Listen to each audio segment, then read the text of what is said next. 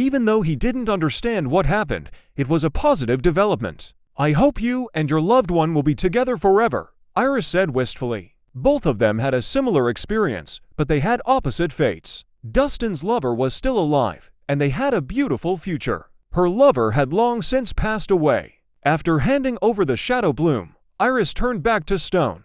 With her eyes closed, she stood unmoving. She seemed to be reminiscing memories. She also seemed to be in deep contemplation. "Thank you, Madam Iris, for the flower. I will always remember your generosity. Goodbye." Dustin decided not to disturb her further when he saw her in her meditative state. After a deep bow, he staggered away. Dustin would have been dead if Iris hadn't held back earlier. Her skills had already surpassed that of an ultimate grandmother, and she was unmatched in the entire world. "Sir, are you all right? You lost a lot of blood." Abigail helped Dustin walk. The corner of her eyes was still stained with tears. That was too close. If it weren't because Iris took pity on him, Dustin would have died. "I'm fine.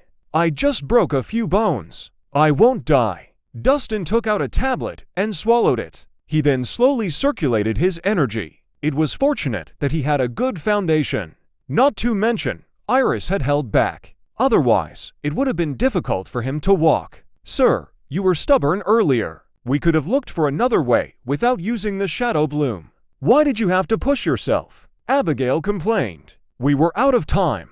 I had to take a gamble." Dustin shook his head. Natasha was in critical condition, and he wasn't sure how much longer she could hold on. If he missed this chance, it might be too late. "You were willing to give up your life for the sake of a woman. I'm unsure if I should describe you as foolish or crazy in love," Azalea said. "If there were a man who would risk his life for her like that, she would never let him go. It was unfortunate that the man before her already belonged to someone else. Let's go. It's time we head back." Dustin circulated his energy to heal his injuries temporarily. Soon, they made their way back through the dark passage. As they were walking, the ground suddenly started to shake. Followed by a roar, a large amount of sand fell. The tomb started shaking violently. Cracks started to form as if the tomb was about to fall apart. "This is bad. It's an earthquake. Run." The three of them grew worried and quickly ran toward the exit. They dashed as if their lives depended on it. They were underground.